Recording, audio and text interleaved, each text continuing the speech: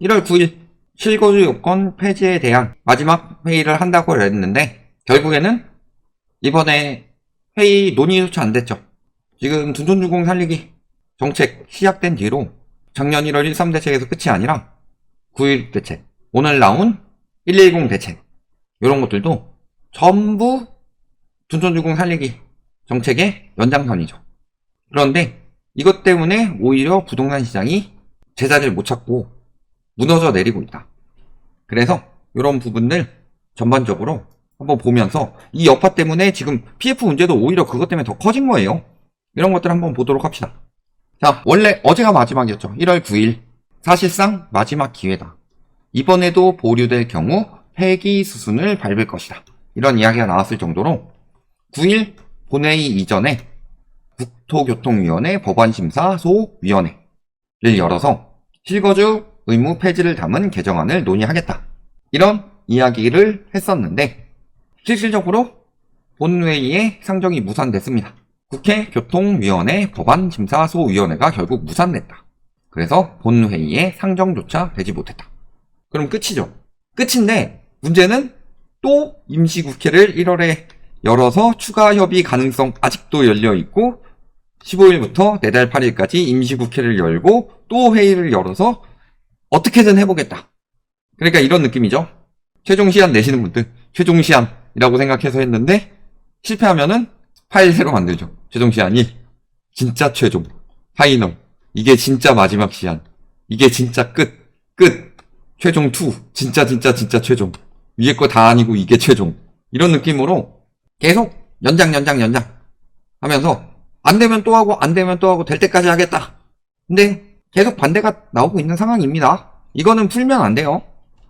풀면은 갭투기 자극 여파도 있지만 분양시장에 마땅히 받아야 할 실수요자들이 경쟁에서 밀리게 되는 상황이 나온다. 지금도 마찬가지잖아요. 둔촌주공도 마찬가지였고 실질적으로 전매 제한 풀고 그 다음에 실거주 요건 풀고 한다는 것 자체가요, 투기 수요들이 유입되도록 만든다는 소리예요. 제가 계속 비웃듯이 이야기하는 게 뭐예요? 실거주를 위해서 풀어야 된다. 근데 난 실수요인데 왜 실거주 요건 때문에 피해를 보냐? 이런 이야기를 하는 사람들이 말이 안 된다는 소리예요. 실수요인데 왜 실거주를 안 들어가려고 그래요? 실수요는 실거주를 들어가야 실수요지. 그런 상황인 거고, 이런 식으로 무리하게 건설사 지원이 들어가고 있죠. 그래서 여러 가지 문제점들이 터지고 있다. 그리고 이런 식으로 실거주 요건이 통과하지 않으니까, 그리고 집값이 떨어지기 시작하니까 둔촌주공 입주권 가격이 크게 떨어지고 있다. 그래서 최고가 근 23억까지 갔었는데 지금 층수가 얘보다 더 높은 층이에요. 그런데 18억대까지 떨어졌다. 그러면 현재 가격이 얼마 전까지만 하더라도 19억이었는데 올해 한 건 거래 신고 떴는데 저거 18억까지 떨어졌어요. 지금 계속 입주권 가격은 떨어지고 있는 거고, 실질적으로 분양권이 나오게 되면은 입주권이랑 경쟁을 하니까 공급이 과잉되죠.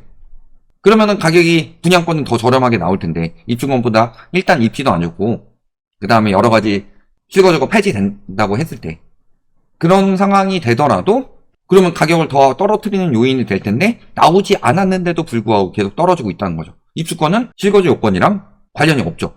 입주권은 적용을 안 받는데도 불구하고 가격이 떨어지고 있다는 거는 시장 자체가 무너지고 있다는 소리입니다. 그러니까 이 말 믿고 들어가는 사람들 다 망했죠.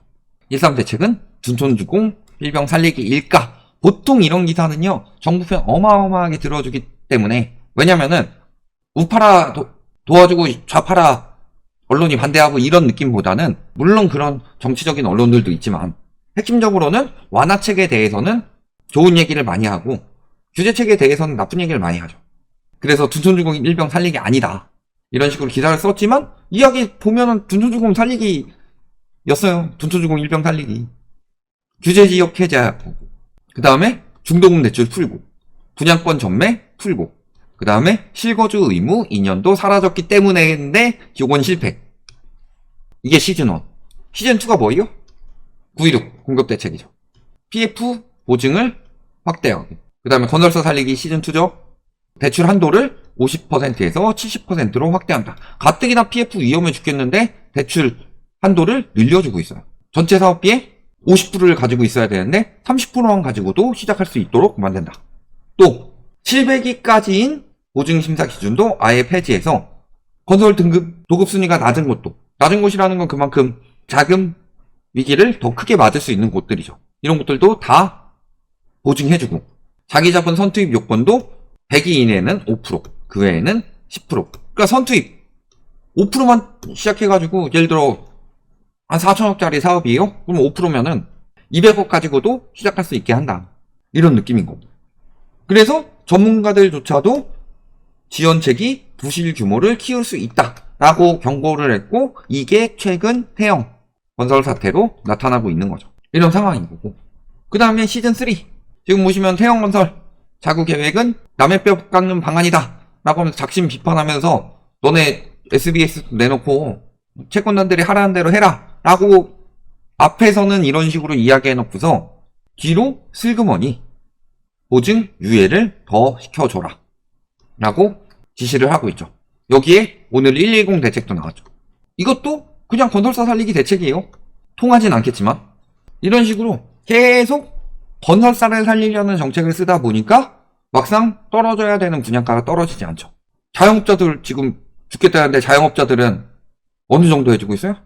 결국에는 부동산 가격이 떨어져야지 자영업자들도 먹고 살만해지고 회사원들도 먹고 살만해지고 전반적으로 그렇게 되는 거예요. 알바생들도 먹고 살만해지고. 지금은 말씀드렸죠? 상가 건물은 건물주도 힘들고 임차인도 힘든 상황이다. 왜냐면 이런 식으로 아파트 거품이 땅값 거품을 만들어내서 상가 가격을 많이 올려버렸기 때문에 막 10평짜리인데 월 300씩 받아요. 건물주 막 욕하면서 욕심 많다. 근데 다 이렇게 받으니까 울며 겨자 먹기로 내고. 근데 실질적으로 건물주도 보면은 그 300만 원 중에서 막 한 250, 막 280 이렇게 이자로 나가고 있어요. 상가 가격이 워낙 비싸게 들어가니까. 그러니까 전반적으로 이게 다 물가에도 영향을 미치죠. 가뜩이나 예를 들어서 그 재료비가 올라가요. 재료비가 올라가면은 식당에서 가격을 올려야 되죠. 근데 월세가 깎여요. 그럼 식당에서 그 깎인 부분만큼 덜 올려도 되죠. 왜냐면 올리는 게 무조건 좋은 게 아니라 올리면 손님 떨어져요. 요즘에 식당 가보시면은 굉장히 예전에 비해서 많이 한산하죠. 특히 좀 맛집이라고 하는 곳들, 맛집이라고 해서 어느 정도 가격을 받던 곳들, 그런 곳들이 가격을 많이 올리면서 굉장히 많이 한산해졌습니다. 상권이 좀 있는 곳들 자주 가보시는 분들은 아실 거예요. 이런 식으로 문제가 그 잡아야 될 부동산 시장이 잡히지 않으니까 경제 전반적으로 내수 문제도 있고, 여기에 PF 문제도 사실은 터트려야 되는데 안 터트리니까 부실이 점점 커져갔던 거죠. 그러면은 이런 속담이 있습니다. 호미로 막을 것을 가래로 막는다. 그 정도로 부실 규모를 점점 더 키울 수밖에 없는 거예요. 왜냐면 건설사들은 웬만하면 버티려고 할 거예요. 웬만하면 부도 안 내고 싶겠죠. 근데 이 정도에서 부도가 났었어야 되는데 이것을 연장 해가지고 이만큼 키워가지고 부도가 나는 건데, 부도가 나게 생겼으니까 일단 워크아웃부터 신청을 한 거고, 태영건설 같은 경우 대부분의 건설사들은 작년에 엄청나게 많이 부도했죠. 재작년에 100건대였는데 작년에 300건대였어요. 건설사 부도가. 이런 부분들 보면은 작게 터져서 어느 정도 감당할 수 있도록 만들어야 되는데 그거를 너무 키워버렸으니까 이 문제들이 은행권까지 넘어오고 있어요.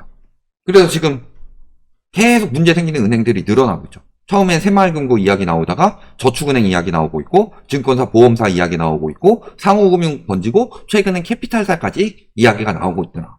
그러니까 억지로 끌고 가고, 이번 태영건설도 지금 정부에서 말만 그렇게 했지 살리려고 하고 있는 거예요. 총선전에 터지면은 안 좋으니까 워크아웃 시키려고. 워크아웃 실패하면 법정관리 들어가니까 그러려고 지금 나서가지고 하고 있는 거잖아요. 자구책 이번에 어느 정도는 수용했고 말은 수용하겠다 이렇게 나오지만 실질적으로 계속 핑계만 대고 있죠. SBS는 방송사가 팔기가 힘들다. 왜냐면 사는 곳도 방송 관련 법이 있어서 그 법을 충족해야지 살 수 있는데 그것 때문에 팔기 힘들다. 팔기 힘들다가 아니라 내놓으면 그 충족하는 곳들에서 살려고 줄을 서 있다. 사실 언론은 그렇잖아요. 그런 거라서 부실이 계속 커져가고 있어요. 그리고 결국에는 그래서 가격이 떨어지기 시작하면은 요 부실을 또 국가가 떠안아 주는 거죠. 자, 이런 거 봅시다. 아파트 실거주하면서 안 지켜도 LH가 분양가에 사준다. 그래서 실거주 의무를 어긴 것이 적발이 되면 분양가 그대로 LH에 되팔아야 한다. LH는 감당 가능할까요? 그래서 어떨 경우 분양가보다 가격이 떨어지면 실거주 의무를 지켜가며 중개사를 통해 파는 것보다 더 많이 받을 수 있죠. 왜냐면은 마피나면 그러니까. 이런 경우에는 오히려 저 법을 또 악용해서 하는 경우가 있죠. 그러니까 LH가 파는 게 아니라 분양 계약금 날리고 취소하는 이런 방식으로 가야 돼요. 그래야지 묻지마 청약도 안 들어가지. 묻지마 청약이 안 들어가야지 집값도 연착륙이 되는 거죠. 말이 연착륙이지 오히려 지금 부동산 시장은 부양하려는 정책들을 많이 써서요.